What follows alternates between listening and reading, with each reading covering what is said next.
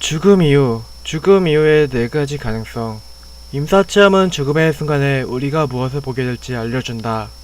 그것이 환상이든 실제든 죽음의 과정 중에는 완전히 주관적인 체험을 하게 될 것이다. 그렇다면 죽음의 순간이 지나면 그 이후는 어떤 가능성이 펼쳐질까? 죽음 이후에는 무엇이 기다리고 있을까?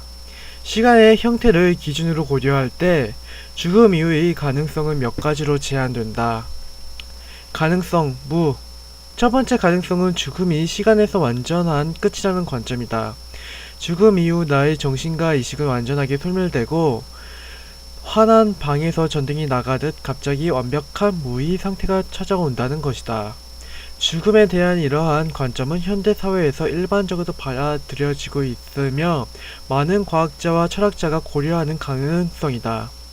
이러한 죽음이 가능하기 위해서는 유물론적 관점이 전제되어 있어야 한다. 신체와 독립된 영혼은 존재하지 않고 정신이라는 현상은 다만 뇌의 물질적 조건이 충족될 때 필연적으로 나타나는 현상일 뿐인 것이다. 유물론적 관점은 물질적 기반이 충족될 때나 나의 정신이 발현된다는 점에서 일반적으로는 사후세계나 윤회의 가능성을 부정하는 견해처럼 보인다. 하지만 유물론적 관점은 실제로는 반대로 윤회나 영혼 회귀를 인정하는 방향으로 귀결된다. 왜냐하면 나의 정신이 물질적 조건이 충족될 때 발생하는 무엇이라면 내가 죽은 후에 오랜 시간이 흘러 다시 특정한 물질적 조건이 충족된다면 그때는 나의 정신이 반복해서 발현되어야 하기 때문이다.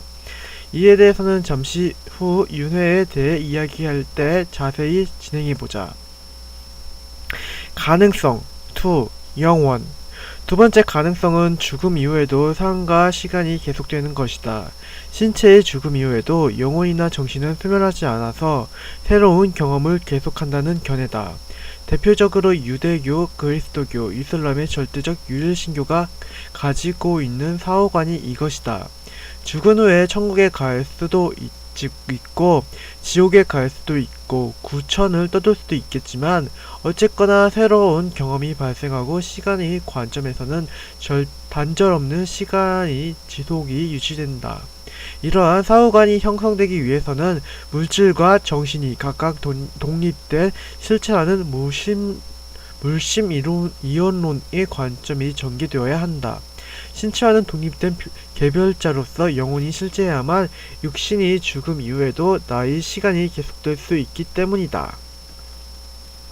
반복. 세 번째 가능성은 죽음 이후에 시간이 되돌아온다는 견해다. 탄생, 성장, 노년, 죽음이 다시 한번 반복되는 것이다. 이는 상대적 다신교인 베다, 철학, 힌두교, 불교에서 말하는 윤회의 입장이다. 인간으로 다시 태어날 수도 있고 가축으로 태어날 수도 있지만 어쨌거나 시간의 관점에서는 시간이 돌고 돈다. 이러한 윤회의 가능성은 일반적으로 신체와 독립된 정신을 인정하는 물심이론론의 관점이 전제되어야 한다. 하지만 독립된 정신을 인정하지 않는 유물론의 입장에서도 윤회를 설명할 수 있다. 쉽게 말해서 영혼이 있든 영혼이 없든 관계없이 윤회는 발생할 수도 있다. 각각에 대해 알아보고자 한다. 우선 물심이론론의 입장에서 신체의 독립적 영적 존재가 있다고 가정해 보자. 그러면 윤회란 영적 존재가 새 옷을 갈아입듯 새로운 신체로 들어가서 태어나는 것이라고 설명할 수 있다. 이처럼 물질로서의 육체는 변하고 죽지만 변하지 않고 죽지 않은 비물질적 존재로서 윤회하는 주체를 상대적 다신교에서는 아트만이라고 한다. 특히 베다의 우파니샤드와 이를 계승한 브라만교 그리고 힌두교에서는 불변하는 본질적 실체로서의 아트만이 존재를 인정한다. 그렇다면 이렇게 불변하는 영적 존재로서의 아트만을 인정하지 않는다면 윤회는 불가능할 것인가? 그렇지는 않다. 영적인 존재가 없이 변화하는 물질 세계만 있다고 하더라도 윤회는 발생할 수 있다. 실제로 윤회를 인정하는 불교에서는 베다나 힌두교와는 달리 고정된 실체로서의 아트만을 인정하지 않는다. 불교에서는 무아를 말하는데 여기서의 무아는 아트만이 없음을 의미한다. 그렇다면 상식적으로 모순되지 않는가? 어떻게 고정된 실체로서의 자 혹은 영적 존재로서의 아트만이 없는데 도대체 무엇이 윤회라고 말할 수 있는 말인가? 이에 대한 설명은 불교에서 내에서도 복잡하고 다양하게 전개되고 있다. 우리는 불교의 설명을 따라가는 대신 유물론적 관점에서도 논리적으로 윤회가 발생할 수밖에 없음을 도출함으로써 이에 대한 답에 접근하려고 한다. 유물론적 관점에서의 윤회에 대해 말하기 위해서는 우선 윤회의 주체가 무엇인지를 규정하고 진행해야 한다. 답부터 말하면 윤회는 나의 이식이 반복되는 것으로 설명할 수 있다. 이를 이해하기 위해 물질과 독립된 영혼이 없다고 가정해보자. 영혼이 없다고 해도 부정할 수 없이 확실하게 존재하는 것은 세계를 보고 있는 나의 이식이다. 내가 세계를 보는 구심점으로서 이식적 존재하는 것은 나에게 있어서 매 순간 확인할 수 있는 가장 확실한 진리다. 엄밀히 말하면 타인에게도 나처럼 이식이 있는지는 확실치는 않다. 타인에게도 이식이 있다고 생각하는 것은 타인이 행동을 통한 추측일 뿐 내가 직접 타인이 이식세계를 들여다보고 확인한 것은 아니다. 내가 나의 이식을 경험하는 것처럼 명백한 근거가 있는 엄밀한 판단이 아닌 것이다. 내가 확실할 수 있는 건 지금 경험하고 있는 나의 이식뿐이다. 이식에 대한 문제는 너무나 중요해서 세상의 진리를 찾아 헤매는 구도자라면 반드시 관심 갖고 이해해야 할 내용이지만 여기서는 단순하게만 정리하고 넘어가려고 한다. 이식에 대한 조금 더 자세한 설명은 잠시 후 이식 부분에서 진행할 것이다. 여기서는 단지 눈앞의 세계를 구성할 수 있는 능력으로 규정하려고 한다. 예를 들어 유리컵은 세계를 구성할 능력을 갖지 않는다. 유리컵은 이식적 존재의 세계에 놓여 있을 뿐 자신이 독자적인 세계를 갖지 못한다. 사물이 아닌 타인은 독자적인 이식적 세계를 갖고 있을 것으로 추측되지만 엄밀한 의미에서 확실하지는 않다. 확실한 건 내가 이식적 존재라는 것이다. 나는 독자적인 세계를 구성할 능력을 갖고 있다. 그렇다면 나의 이식적 능력은 어디에서 기원하는가? 영혼이 있다고는 믿는 사람은 나의 영혼에서 기원한다고 쉽게 설명할 것이다. 반면 영혼을 인정하지 않는 유물론자들은 물질적인 뇌에서 발현되는 현상이라고 설명해야 한다. 물질들이 모이고 흩어지기를 반복하다가 우연하게 지금 나의 뇌의 구조를 형성하게 되었고 이에 따라 나의 이식 능력이 발현된 것이다. 어떤 물질적 구조가 타인의 이식 능력이 아니라 하필 나의 이식 능력으로 발현되는지는 알 수 없다. 다만 나의 이식 능력을 발현하는 물질적 조건은 아주 작은 확률이 아니라 가능한 스펙트럼이 매우 넓다는 점은 확실하다. 왜냐하면 나의 현재 뇌 구조와 유아기 뇌 구조는 물질적 측면에서 현저하게 다르겠지만 그때나 지금이나 나는 동일하게 나의 중심으로 세계를 구성하는 이식 능력을 공유하고 있기 때문이다. 기억이나 정체성이라는 이식적 능력에서는 차이가 크겠지만 이식적 세계를 만들어내는 능력은 유아기 때나 지금이나 정확하게 동일하다. 이식을 눈앞의 세계를 구성하는 이식적 능력으로 규정하고 이식적 능력이 발현 조건을 넓은 스펙트럼 안에서의 특수한 물질적 조건이 충족이라고 본다면 이제 유물론적 측면에서의 윤회에 대해 충분히 설명할 수 있다. 내가 죽은 이유, 즉 물질이 소멸과 함께 이식적 능력을 상실한 다음에 우주가 존재하는 동안의 무한에 가까운 시간 속에서 다시 우연적으로 물질적 조건이 대략적으로 충족된다면 나의 이식 능력이 발현될 것이라는 것 때문이다. 특히 인간의 뇌 구조는 일반적으로 유사하므로 과거 전체와 미래 전체의 인류의 뇌 구조의 다양성 안에서 지금 나의 뇌 구조가 유사하게 반복될 확률은 매우 높다.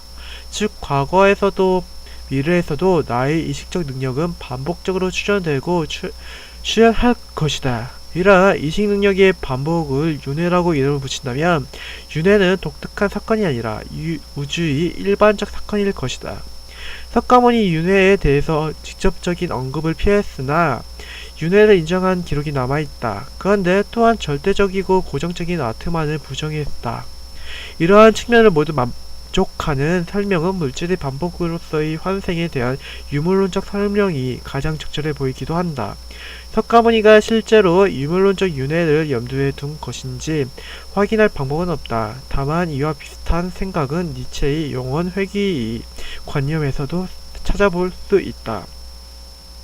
가능성, 동일한 반복, 끝으로서의 단절, 영원한 시간의 지속, 반복되는 시간, 즉 무영생윤회는 일반적으로 알려진 죽음 이후의 가능성이다. 그런데 여기 잘 알려지지 않은 한 가지가 더 있다. 죽음에서의 네 번째 가능성은 니체의 영원 회귀의 관점이다. 니체는 차라투스트라는 이렇게 말했다 해서 영원 회귀 개념을 처음 제안하는데 이는 니체 사상의 핵심 내용 중 하나다. 영원 회귀는 일단 윤회와 매우 비슷하다.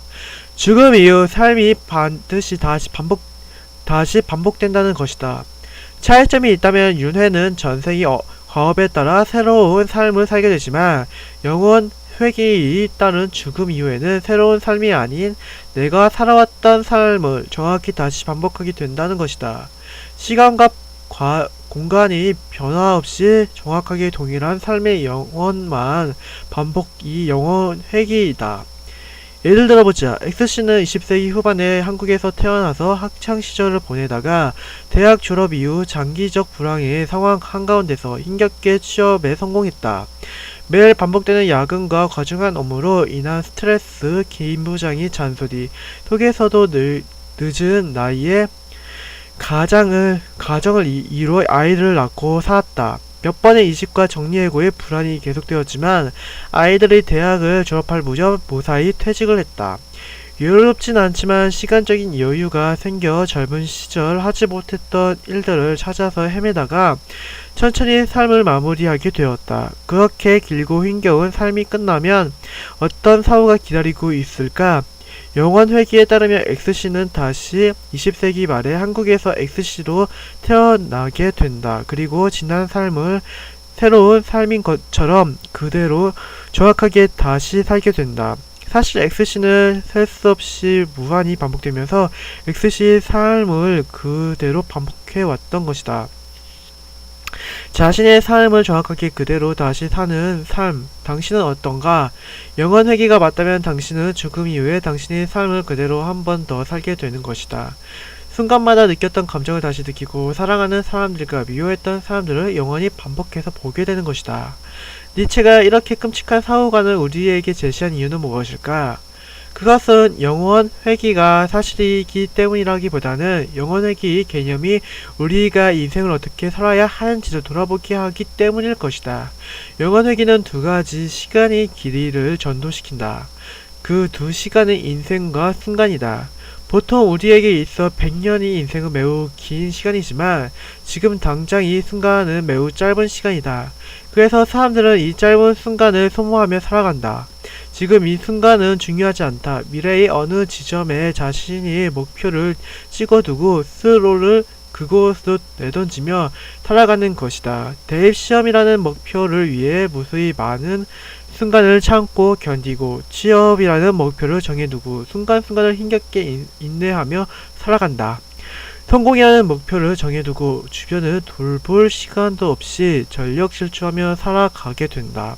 하지만 니체는 영원 회귀 개념을 통해 정말 중요한 것은 인생의 목표나 인생 전체가 아니라 지금 이 순간임을 밝힌다. 영원 회귀에 따르면 이 순간은 무한히 반복되는 삶 속에서 무한히 반복될 것이다. 그래서 이 순간의 길이는 삶의 반복만큼 무한대로 길어진다. 반면 인생은 100년이라는 유한한 시간일 뿐이다. 순간과 인생의 길이는 역전된다. 순간은 무한한 길이를 갖지만 인생은 유한한 길이로 한정된다. 만약 지금 이 순간이 힘겹고 고통스럽다면 그 고통은 영원할 것이다. 반대로 지금 이 순간이 즐겁고 행복하다면 이 행복은 영원할 것이다. 니체는 우리에게 현명해질 것을 요구한다. 내가 지금 소모해버리고 있는 이 순간은 내 영원히 반복해야 하는 시간이다. 따라서 지금 이 순간 낭비할 수 없다. 영원히 반복될 이 순간을 위해 우리는 나의 삶을 창조해야만 한다. 지금 당장 행복해지도록 삶을 바꿔나가야 하는 것이다. 이러한 깨달음을 얻는 존재, 지금 이 순간을 소모하지 않고 최고로 행복한 순간을 만들기 위해 자신이 삶을 창조하는 존재. 이 존재가 니체가 말한 초인이다. 물론 니체가 영원 회귀를 단지 문화적 비유로 제시한 것은 아니다. 니체는 실제로 영원 회귀가 가능할 것이라고 생각한 듯하다. 앞서 우리가 유물론이 윤회로 귀결됨을 알아보았던 것과 같은 논리로 니체는 영원 회귀가 실제로 발생할 수 있음을 설명한다. 니체에 따르면 물질로만 구성된 이 우주는 끝도 없고 시작도 없이 무한히 수축과 팽창을 반복하는 의미 없는 세계다. 우주의 이 반복 운동은 영원한 시간 동안 무한하게 지속된다. 그렇다면 이 무한히 길고 긴 시간이 지난다면 지금 우리 우주와 동일한 형태를 가진 우주도 언젠가는 다시 탄생할 것이다. 우주는 무한한 시간 동안 반복되므로 그 무한성 속에서 지금과 동일한 우주로 반복될 기회는 충분하다. 그곳에는 지구도 있고 한국도 있고 당신도 있고 김부장도 있을 것이다. 그리고 우리의 삶이 정확하게 다시 반복될 것이다. 물론 현대에 와서 니체의 영원 회귀는 과학적 측면에서 문제가 있어 보인다. 초기 조건의 미세한 차이만으로도 결과에 큰 차이가 발생한다는 카오스 이론이나 확률에 의해 결정된다는 양자역학의 불확정성에 근거하면 니체의 영원 회귀는 실현되기 어려울 수도 있다. 다만 과학적 실현의 가능성을 넘어 삶의 의미에 대한 니체의 생각은 자신의 삶을 돌아보기에 충분히 설득력이 있다. 일반적으로 현대인들은 죽음 이후에 대해 이야기하기를 꺼린다. 죽음 이후가 실제로 어떨지 아무도 확언할 수 없고 증거를 제시할 수 없음을 알기 때문이다. 그리고 죽음을 이야기하는 사람들은 어쩐지 서야히 나고자 같아 보여. 아무리 궁금하더라도 말을 꺼내기가 쉽지 않다. 성공하는 사람들은 어쩐지 매사에 열정적이고 긍정적이며 삶에만 집중할 것만 같다. 하지만 아무도 입 밖으로 꺼내지 않아서 그렇지 자신도 언젠가는 죽을 것이라는 사실을 누구나 막연히 알고 있다. 그리고 암묵적이나마 죽음 이후의 모습에 대해 자신의 대답을 가지고 있다. 물론 어떤 경험과 과정이 나의 사후관을 지금처럼 만들었는지 그 직접적인 원인을 찾을 수 없다. 어떤 사람은 자신의 종교로 지금의 사후관을 가졌을 것이고 어떤 사람은 철학과 과학의 영향, 어떤 사람은 자신이 지극적인, 주관적인 체험이 원인이 되었을 것이다. 나름대로 형성된 자신의 사후관은 지금 현재 나의 삶에 영향을 미친다. 죽음이라는 예정된 사건은 먼 훗날의 이야기가 아니라 지금 현재의 행위를 이해하는 기준점이 된다. 죽음 문제는 항상 삶의 의미와 엮여 있다. 죽음에 대한 이해를 토대로 이제는 삶에 대해서 말해볼 차례다.